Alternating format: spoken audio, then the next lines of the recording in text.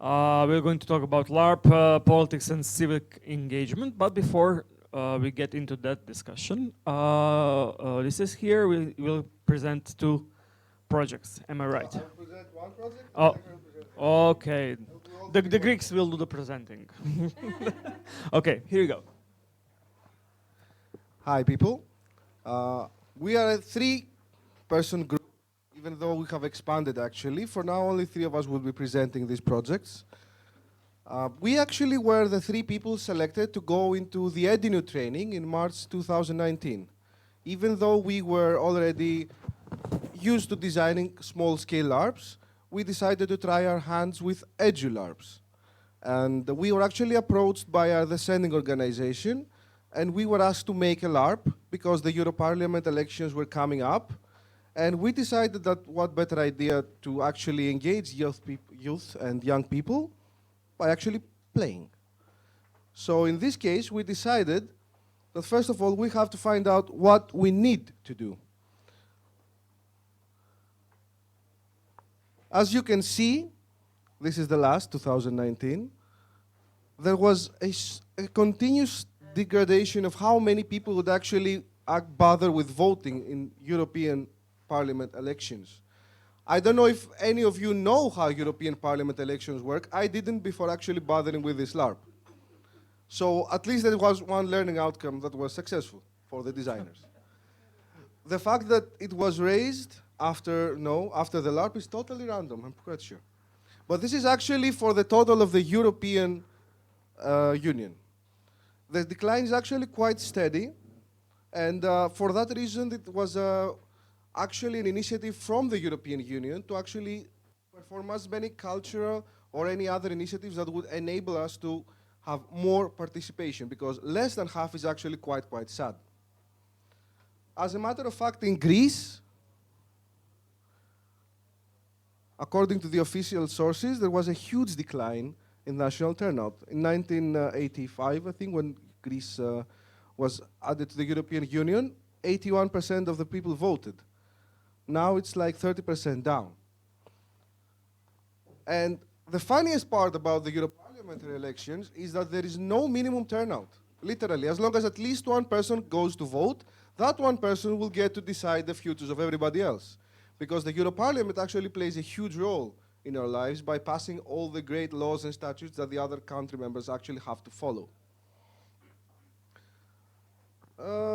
And this is my favorite quote right now, because if you don't know what happens and what's going to happen, you're just going to get screwed over. And apathy results in desperate times. Does that ring any familiar? So we decided to design an eduLARP, and it was intended to be part of this initiative. Therefore, we had to follow certain guidelines in designing it. For once, it couldn't take more than a few hours. That includes everything before and everything after. The briefing, any workshops done before the briefing, the actual game, and the debriefing. It was actually designed for three facilitators, or game masters. Facilitators is the official European term for anything that has to do with informal education. 9 non-player characters. We actually had a bit of a budget due to a European fund to go wild with this. And 15 to 30 players who would actually be invited to play without making any assumptions about their playing level, their experience, or even if they actually really wanted to be, except that they had nothing to do on a Saturday. But here's a twist. If we actually put people in a room and say, oh, okay, now we're going to play out that you're voting, this is boring. Nobody wants to vote, otherwise they would go in the first place. So we decided that this was a world where everybody was a superhero. But not just superheroes all over the place, like Marvel, DC, and all those stuff. Everybody was a superhero. The guy who mows your lawn, the guy who changes the plugs, the guy who is actually responsible for the janitor. He's a superhero. He has some kind of superpower. So the idea is, in such a world, how would it function differently?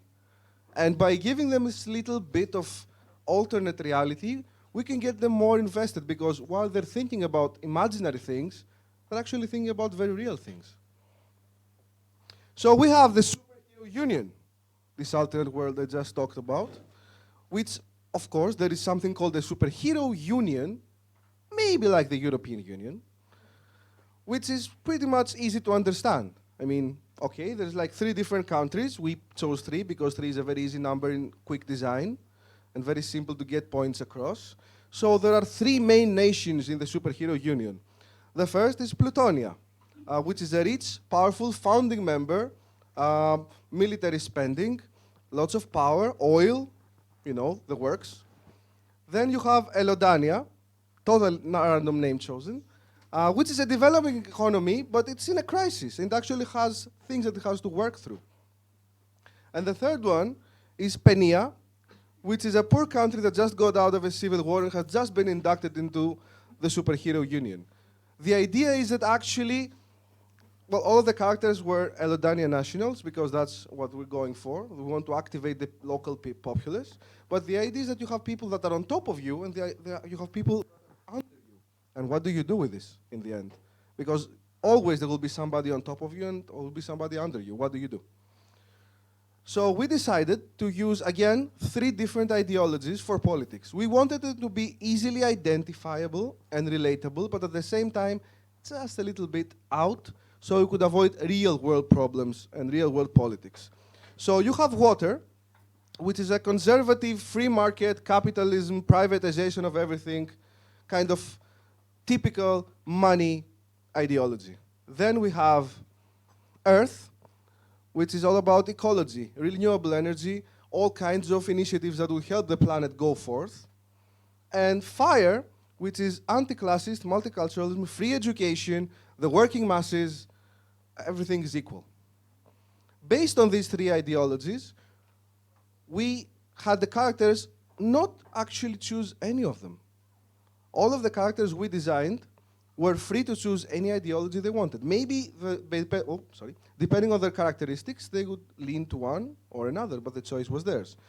The NPCs, on the other hand, were very much quite chosen before. So the NPCs we chose was 3 national party leaders representing each ideology. A party has one ideology, theoretically. We had to keep it simple. And then we had 6 more elected members from the other 2 countries. And why would we have other elected representatives if it was just about the elections? We'll see. So we also had a neutral reporter whose job was to, A, take photos in-game, which actually made our lives easier because it didn't break the immersion, and B, she would actually try to move things a bit, ask questions, get things moving. You know, there's always these people who are like shyer, less social, less into things.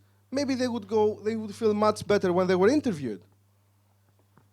And the TV show host, because the idea is that we're actually reporting on these later developments of the elections and the following procedures in a TV show. So actually all of the characters were invited in this TV show. And the president of the Euro Parliament. Why would we need him? We'll see soon enough. This was a simple character card. This is what people got. On the back, there was just some information about the world, you know, just a few lines to keep them on the level.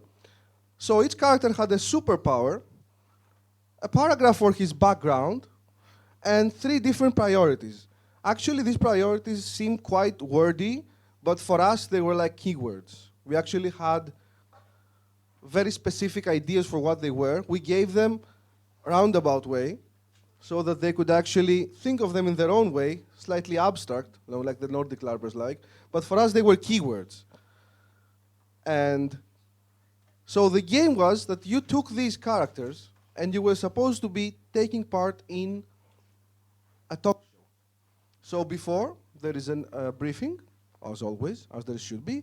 Typical stuff, simple rules, the basics of the game. The advantage of this kind of setup is that you don't actually need much in the way of rules. I mean, people are there to talk, to vote, and see what happens. Then was 3 hours of gameplay. This is the twist of the idea.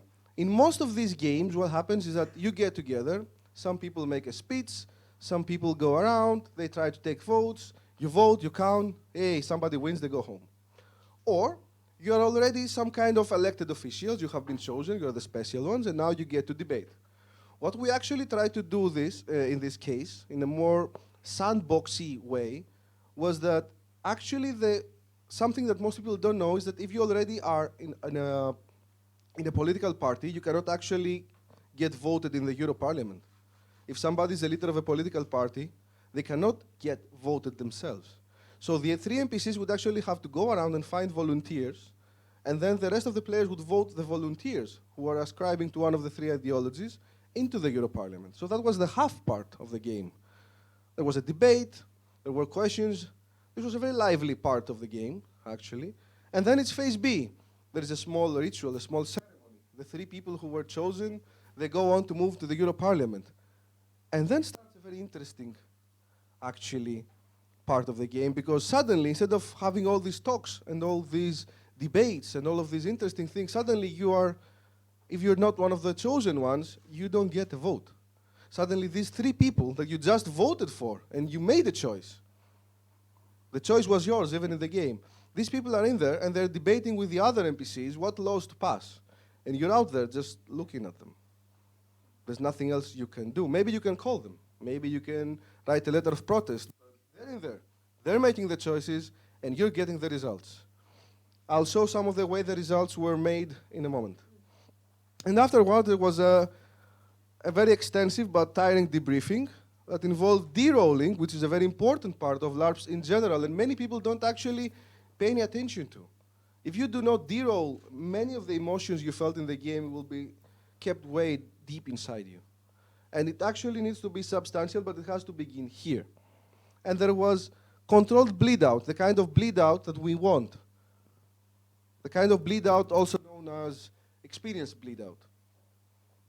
And this is a very important part. We really needed those two interlinked phases. We needed them to understand that one brings the other. They are not separate. You do not vote and go home and then somebody else chooses. It's your choice and you're the one who gets shafted.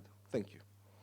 And this is one of the ways we showed how people could actually be affected. You get a character card. Okay, it says you're a delivery courier. That's fine. But what happens when one of them passes a law? You get a little card that says what happened to you. Maybe you lost your job. Maybe you got a raise. Maybe you can now pursue your academic career.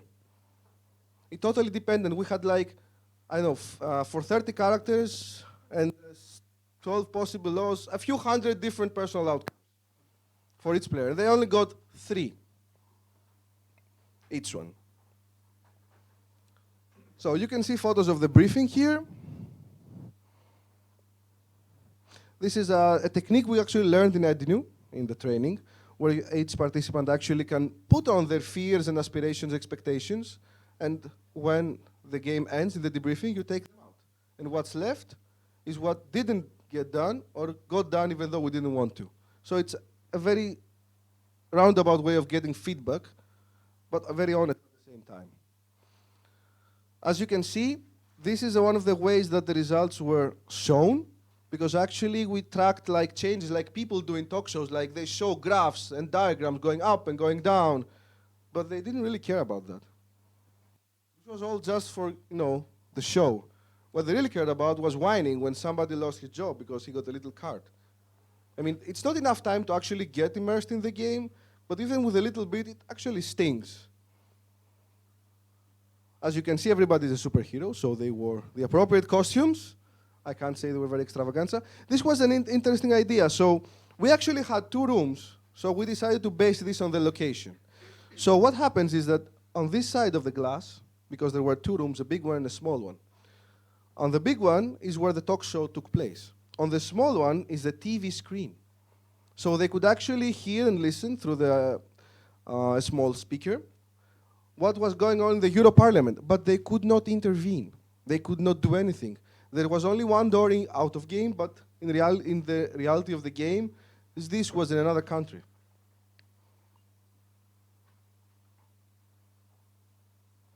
This is part of the talk show of the questions and answers, where the players actually tried to get something out of the leaders, and the NPCs playing the party leaders were very happy to confuse the players with double talk, as is appropriate.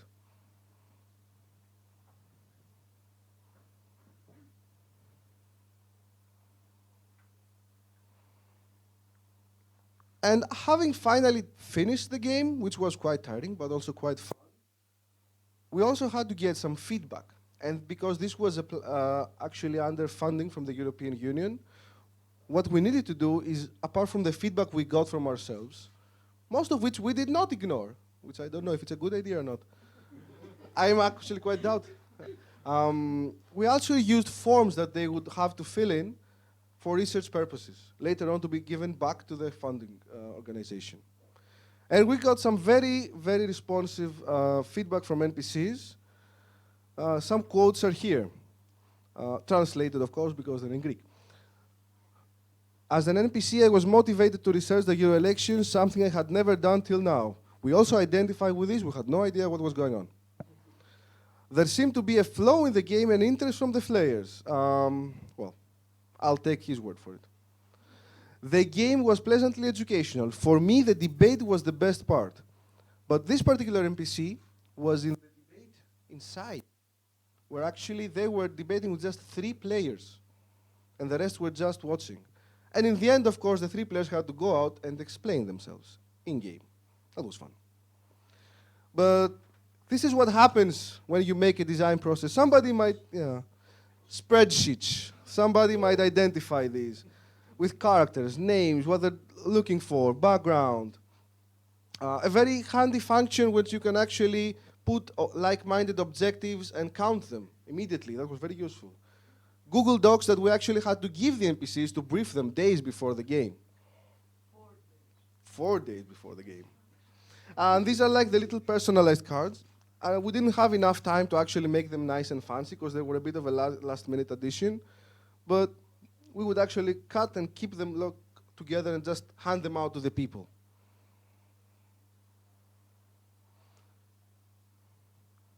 So this is like what we ended up with after like a very practical experience with it. This is something that you can take and you can work with. You can have less facilitators. You can have less people working. You can even have a bit less players, but you can actually make this work as an EduLARP. You can actually get them interested in something that actually has a very real-life impact on them. All you need to do is just put a little twist in it and make sure they have fun doing it.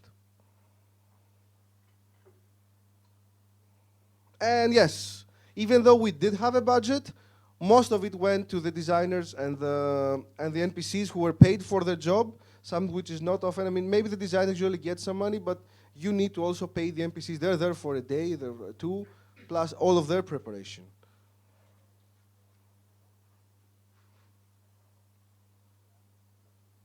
And as I said before, you can actually take this. This is open. Is it open? It's open source. Yeah, you can take it. You can modify it. You can apply it any way you want. You can put yourself anywhere on the scale, take the characters, or even, as we're going to see in a moment, actually take that and make something almost completely different in a true Monty Python way. Thank you. Oh, do you have questions in this part before we have a second presentation on the same topic? Find this everything. We can send it to you.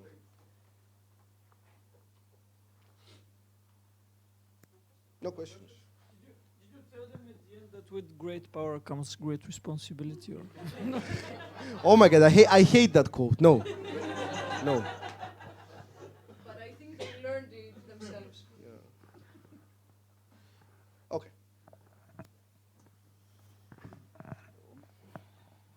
Can we put on the next presentation? Okay, so until the presentation arrives, I will make some... okay. So, some comments. Okay, so the Superhero Union actually was an idea that we got into because, okay, there were the Euro election, there was the funding opportunity, and we said, okay, it's something cool, we should do it, and we did it. But I don't know, for us, because I think we learned a lot about this process, I think it got us more interested to see how else can we use EduLARP, you know, for political education and civic engagement. So, the next idea that we had was to create a LARP called School Council with the topic around youth apathy. towards politics.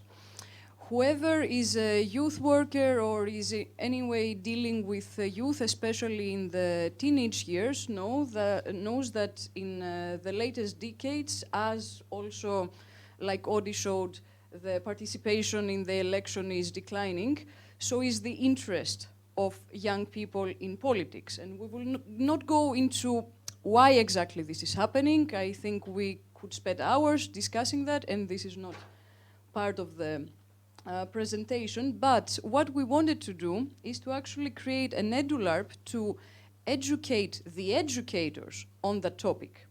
So how can an educator, a youth worker that is working with youth and wants to increase their level of participation, or at least their willingness to participate, how can he be more effective? We thought that the first step, maybe, in achieving that is to actually understand why this is happening from the perspective of the youth themselves. We can move.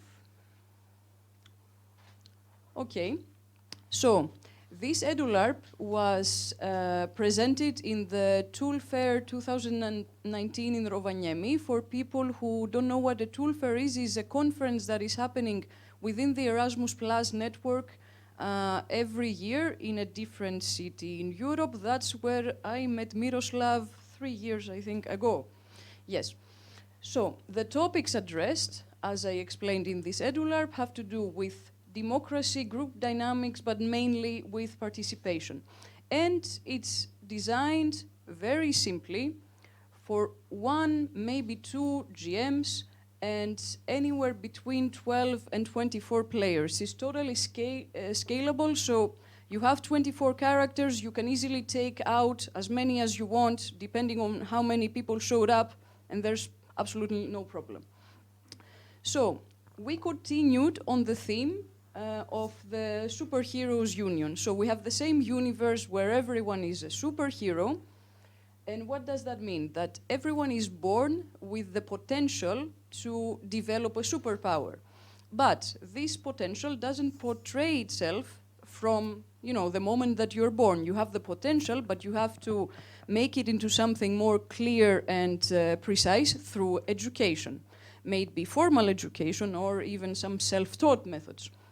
So, can you go back? Okay. Leave it be. Sorry. Thank you. Okay. So, the premise is that within this universe, we are in a school, and this school every month does a school council. It is a council in which participate representatives of the whole school community, and they have to take some decisions on specific topics every time. Now we can go. Okay, so this is again what we said before about the superhero union and the whole universe. We can skip that. Okay, so all player characters are part of the school. Some of them are representatives of the students. Some of them are representatives of the parents' association, and some of them are representatives of the teachers. The GM or GMs will be the school principal, headmaster, how is it called? The dean. Okay. And you can have a vice dean if you need an extra facilitator. But actually it's one of the most easy roles a facilitator or a GM in a LARP can have, because actually what you do is that you sit there, let them talk, and just, facilitate the conversation, nothing else. Very easy. Okay, we have again a sample character card. As you can see, it's more or less, the same thing as the previous one. So each of them has, the cool superhero name, his superpower, his occupation. So this particular guy that has the superpower of being able to witness the past through visions, is the history teacher. I think it makes sense. We try to match the superpower with an occupation that would make sense, and then we have some background. Now, what we did here is that we didn't give them any personality traits. So we left this open for the participants to fill in themselves so that they could, engage more into the character and identify more. And here we just had some lore and some basic rules about the game that were actually not really needed because everyone knows what a school council is. Everyone knows how a school council works. So you don't need any specific rules about it. The only thing that you should stress out is that they are not allowed to use their superpowers during the school council, because that would be a shitstorm. So you invent some excuse, for example, that for the purposes of the school council, we have this cool device here, okay, and this device erases the superpowers in this room. So you are in character, but no superpowers used. And then, the school council must have an agenda, okay? Some discussion items. So, what we did is that we took issues that, at the point of designing the game at least, were quite current, and we dressed them up in the alibi of the whole universe. So, for example, this agenda item had to do with the school organizing an educational trip to the National Superpower Fair, or whatever, and there were some students in the school that had financial difficulties and could not cover the costs of traveling to the national fair. So the decision to be made is, should the school take action to include those students in the school trip? And if yes, in what way? And we had other discussions items that, well, the issues, under them were, what do you do with the refugees in the school system, or what do you do with LGBT people in the system, etc., etc. Now, the briefing in this case was very short compared to the other one because it was a very simple game, no special rules to be explained, so it was more focused on enrolling than to the actual briefing. The main game, it can be 1 up to 2 hours, according to how many agenda items does someone want to, include. And the debriefing, of course, it's longer, at least 30 minutes, because it's important in eduLARPs, and you want to see the learning outcomes there. Some photos.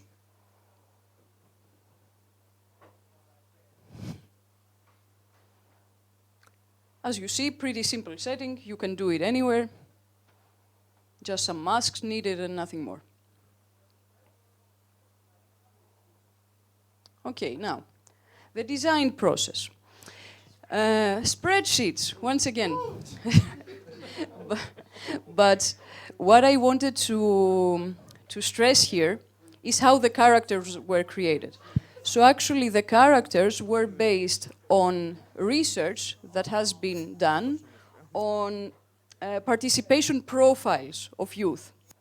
So each character was based on a specific profile that had a story about whether this person is willing or not to participate, which participation methods this person would be more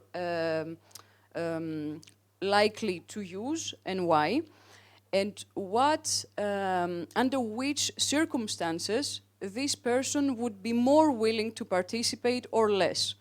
So this was all incorporated into the characters, but of course we didn't give them all the research, we just blended into the background stories. Sorry, did you have the entry questionnaire or was it given out randomly? It was given out randomly, at least in the tool fair, but you can for sure combine it with the questionnaires and assign the roles, accordingly.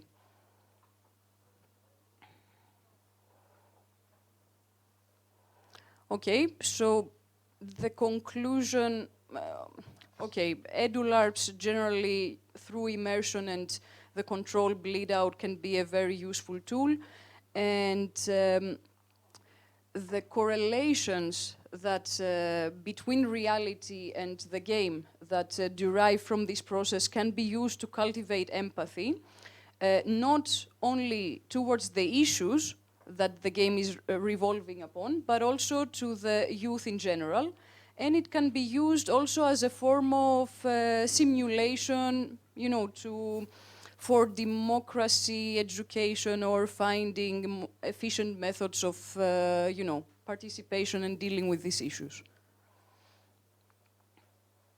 It can be very easily run wherever, in a classroom, in a gathering of people. You just need one or two facilitators that are a bit, you know, familiar with the EduLARP methodology. Again, this is an open source material, so anyone who is interested, we can send you all the materials.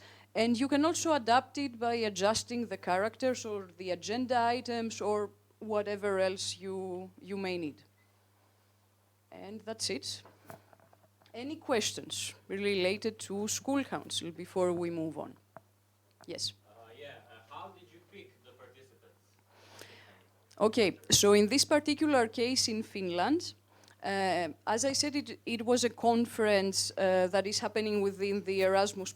So what is happening in the tool fair is that you upload on the website a description of the tool, and the other participants read the description and they sign up. So you don't choose them.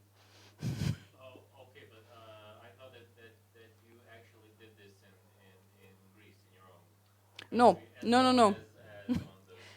No, we tested it in the conference. It was a play test. The superhero union in Greece. Yes, that was before. Yeah, and you said that you were funded by the EU through some NGO or Through the European Cultural Foundation. Oh, okay. And in Greece, that's an NGO or? No, it was a Danish. I think they are located in Denmark, but it's supposed to be a European Union foundation. It wasn't based in Greece. And the school council was done outside, you know, this funding and this framework. It was just, you know, an afterthought. Have any of the participants had any negative feedback? I'm actually interested because you've mentioned those positive things that they've said that they because of the LARP that they were that they done some research on the EU and so on. Have any of them expressed any negative feedback? I will say about the school councils. So for the school council, I received a negative feedback from a participant from Latvia saying that I'm too shy and I would not be able to use this tool. Yeah. I received this feedback. The rest of it was quite positive. With some suggestions about how it could be enriched and such, but definitely not negative. Well, for the Superhero Union, we didn't receive any directly negative feedback.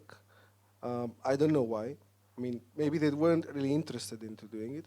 What the most negative feedback we got was a quantitative that many people were actually kind of bored on the second part because they only had to watch what was going on. Maybe they got involved. And this was a very interesting dilemma for us because we're actually thinking, as a LARP designer, my players shouldn't be bored. But as somebody who's designing an EduLARP, we want them to get bored. We want them to feel this negative emotion, this lack of actual empowerment, like you're done, there's nothing you can do, vote better the next 4 years. So this was a problem. Another more genuine negative emotion was that some people, some of the players were apathetic during the entire process. They just existed through it, which is actually pretty much, once again, a mirror of reality. And is there any reason other than fun why the superheroes are involved in the whole story? Well, we wanted an idea that was really easy to grasp by people, because this was supposed to be done as part of this European initiative, and we actually were not supposed to bring LARPers. That was the initial idea. I mean, this was a bit of a discrimination against LARPers. It was to show that there was a tool not chosen by us that would bring youth and people who are not usually active into this fold. So we initially designed it as like, what would be the easiest way, like 1 year ago, to actually get people interested in something. And the last 5, 10 years are all Marvel and DC, man. So this was the easiest way to actually get them. Anything else, more fantasy, would just be harder for everybody.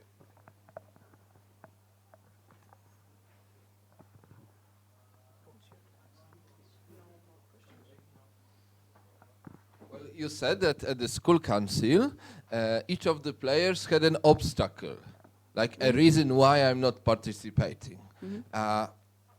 Did you design it in a way that it's a riddle that can be solved, like positively, so they all find how to modify it and to make the situation that everyone is happy, or there was always like inside problem to stay on? Well, it was designed in a way that not necessarily all riddles would be solved. There will be a high chance that someone, or maybe all of them, will be unhappy in the end. But the goal is that they will understand why they are unhappy. Okay.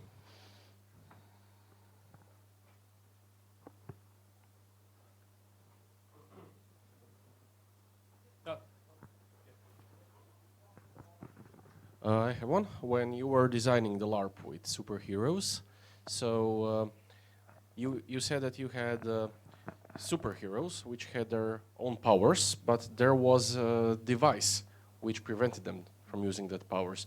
So I'm just curious, what sort of role did the fact that they had superpowers play in your LARP? Well, the idea was that if you're in a society where everybody's a superhero, then you aren't really that special as a superhero. So, yeah, exactly. So actually the idea is that we tried, as Electra said before, to match the superheroes with what they would actually do in such, like what would they do for a living? I mean, you control electricity, congratulations, you're a glorified electrical engineer. You have super strength, okay, in a world where everybody can get like super strength or a similar ability, okay, you move heavy boxes. You're super fast, you're a delivery guy. So this actually influenced them a lot because imagine being the character we showed before, which was actually played by a very good LARPer, and he was actually elected. It was this, you are an extremely fast guy, and you have this superpower that you can only use to deliver pizzas all over the place. I mean, his prop, the costumes of the players were like the cape, the mask, some bracers, and the personal prop. His prop was a pizza box. So the idea was that this is what you're locked into, because you probably also have some kind of ADHD. I mean, come on, you're that fast. So you actually want to go to a higher university, and you never had the chance because the school system spat you out. So on the other hand, people with more mental capabilities, or people with capabilities that they could turn into actual money, were actually far better off.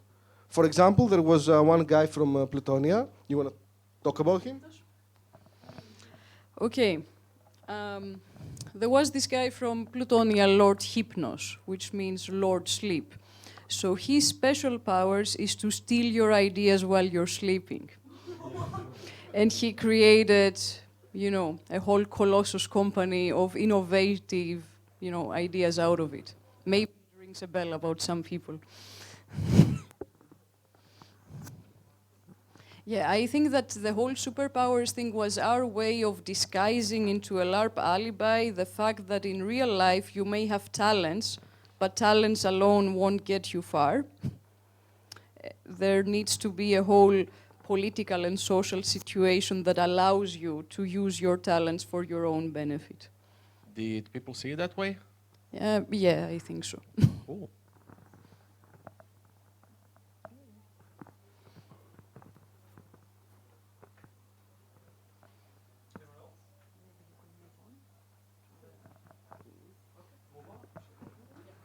Okay, so now that we have some spare time, how much time do we have? 15 minutes. Anybody who wants to interrupt me and go and discuss something, feel free, because I can and will go on for 15 minutes. And I won't feel very insulted if you actually butt in. So the idea was that we really wanted to try our hand at eduLARPs, and we never actually had the chance because we were working a lot. And when this fund appeared out of nowhere, we're, okay, we'll have to do this. And this is pretty much something that anybody can get with a bit of LARP experience. I mean, if you actually start properly and get the proper fundamentals, you can make something very simple. I mean, on a LARP level, this was nothing. This was barely a LARP. It was improvisational theater at best. But the idea is that if you actually keep the learning outcomes from the beginning until the end, as has been said before, you can actually make something interesting. And you will have to package it nicely. I mean, why superheroes? And why superheroes when nobody had these cool skill cards? I mean, this is what we actually thought in the beginning. The first idea was like, yay, superheroes. And then was, yay, we'll give them all these cool mechanics. We will sit down and make all these skill cards and power cards, and with this power beats this power. And then we're like, no. Aside from all of the added weight that you put, both on the designers and on the actual players to actually bother to learn, and from personal experience, they don't read the rules. And the people who read the rules are the ones you should be most afraid of, because they're trying to break the system. So, yeah. So we realized that you actually had to take this fun part out, like was said before. You have to actually, this darling you have to kill. Because as fun as it would be for us to watch them kill each other in, well, in the simulation of a game, at least they wouldn't actually realize what this is about. And the idea of this is to actually talk, discuss, negotiate on an equal level, on the level where everybody has the one same vote, even those with superpowers that can multiply themselves. They still get one vote. So they actually, this vote counts, because the idea is that you have 30 people in a room, and you tell them, okay, you choose 3 of you to actually, well, you can choose more. They can have, all of them could be candidates, but only 3 of you will get out of this room where all the talking is done and actually get inside, where the talking actually results in something. The idea was in the second part of the game. I didn't know how much time I had before, so I'll explain it a bit more. So there's 9 people in that room, 9 plus the president, and 9 of them get to vote. They get to decide which law should we had give, not which law, which law would actually be chosen to be voted on. And there was one law, for example, that said, in the interests of security, everybody will reveal their masks. There will be no more masks. This had an actual impact on the game. You could actually take off your mask. In another law, for example, there could be free education for everybody. Nobody pays for education. That sounded very nice. But you get a result as part of that law. You get a generic result, which you might pay attention to or not. Because there's this nice spreadsheet, this nice graph, you know, the diagram on the wall, and some fancy guy was actually, well, that was me. Anyway, some TV asshole actually is just putting lines that go up and down, and education goes up, yay. But at the same time, each law had negatives. So you want free education, there's no more wealth for everybody, because somebody has to pay for that. Do you want more wealth? Do you want more security? Well, there's not enough social capital to go around. And even if you ignore that, even if you don't pay attention, even if you're looking at your cell phone while everybody else is talking and voting, some other guys running around and giving you these little cards that say that something happened to you. And this was what they told us at the end, that this is what got me a bit. I mean, those who were more interested in the game at least, who felt a bit of kinship with this character they had picked like in a few hours. Like, this is a result that they can relate to. More money, less money, get out of the country, sell your house. So this idea of immersion has to be taken from the top to the bottom. You have to put them in the environment, and you have to personally affect them as much as possible. This idea was shamelessly stolen from the personal objectives in Edu, because it was the first lab I've ever been that someone actually handed me personal objectives. Even though it wasn't like, you have to do them to win. There was no winning, but it guides you somewhere. It takes you to a place, and if this entire web of objectives is done right, even if not even half of them are done, they take the game to a direction. But it never says how to do them. It never says, you will do this and this and this. It gives you a general direction that you follow the way you want. It was the same in this LARP. In this LARP, you were given each character had like 3 objectives. You want more education for yourself. You want to be richer. You want to feel safer. Well, these things come at the expense of what the other things want, and you have to reach a compromise. But the idea of this LARP was that you do not get to reach a compromise with other people in the end. In the end, people vote, and this vote has power, and this power puts people in power, and these people decide back what you get. Any other questions? No? Anybody else want to talk? For the sanity of the listeners? Okay. Well, I'll give you the microphone. No, I thought maybe about, you said you had the problem in the second act when people are getting bored and you want to, like, EduLARP versus enjoyment. I thought maybe you can give them the possibility to write angry posts on Facebook. That is an excellent Like, idea. give them, and they put a Facebook logo at the end, they just make a board of all of the angry posts they thought about. I like that. Thank you. That idea was stolen. We actually considered giving them something to do. We had actually been in another LARP a few months ago that was a great example of a black box LARP that had to do with everyday life. And we thought we could make some cool mechanics to simulate how you would live your life, and then we decided that's not the point.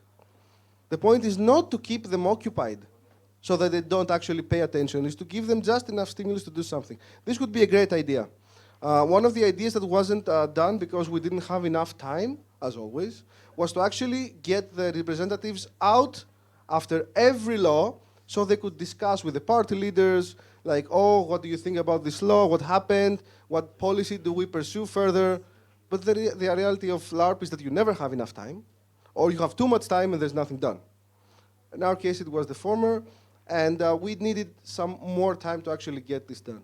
I would really like to run this again, but in an Erasmus LARP week-long program, where you can actually have different days for this. Yeah. So if you plan to continue developing the idea, would you maybe also add on top of that and add the players the ability to rebel, let's say, to kind of be able to fight the system if they want to? Because if we're installing this sense of helplessness into them, and they're realizing that they're actually being railroaded towards disaster because of their bad activity or inactivity, would you then give them also the option of, making that last chance, grasp of taking action into their own hands? Okay, let's take that. Okay, so to be entirely honest, if the funding wasn't coming from the European Union itself, okay, with a very specific pre-written goal and objective, we had so many ideas. We had ideas about rebellion. We had ideas about corruption. We had ideas about referendums. But we didn't do any of that because the European Union was paying. Does that cover you?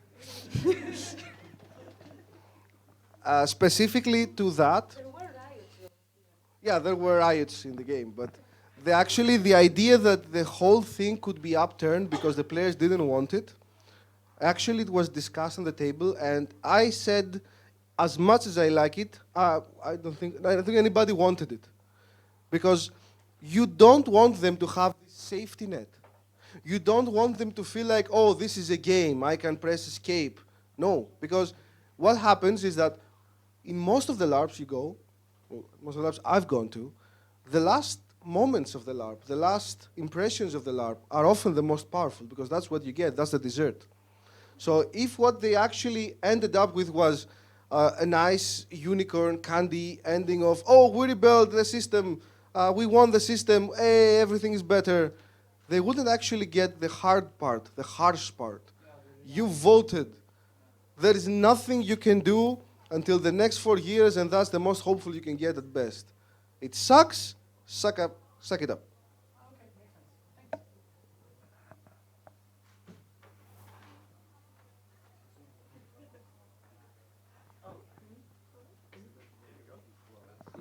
I will share a story. it happened that I was just traveling to Greece while those superhero LARP was going on. So I was invited to join, not speaking Greek. So I acted a Polish gardener, migrant to this country, looking for a job, but speaking Polish to all the people. And I have like some gardening tool as a prop. They all understood I'm looking for a job. All of the party leaders, or 3 of them, promised me a job if I just vote for them. So I was very active in getting friends, although no language communication was available. And later I even managed to vote, although I didn't have the voting card. And then but then the second turn appeared.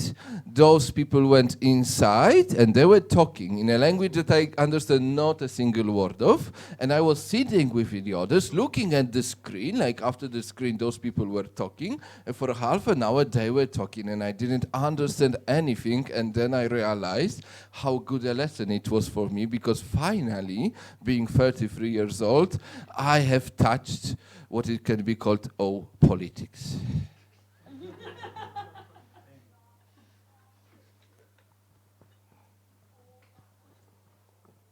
Is that it?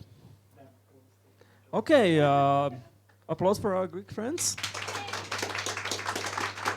Thank you.